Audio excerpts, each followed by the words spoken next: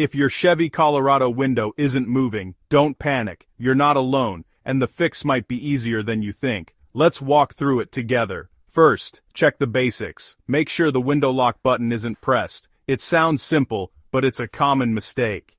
Next, try pressing the window switch and listen for any sounds. If you don't hear anything, the switch or fuse might be the problem.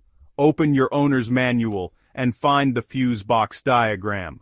Look for the window fuse and see if it's blown. If it is, swap it with a new one. Fuses are cheap and easy to replace. If the fuse is fine, but the window still won't move, try using the switch on the passenger side. Sometimes only one switch goes bad. Still stuck? You might have a problem with the window motor or regulator. That's usually a job for a mechanic, but at least you've ruled out the simple stuff first. Remember, don't force the window. That can make things worse. Start with these easy steps, and you might fix your Chevy Colorado window problem in just a few minutes.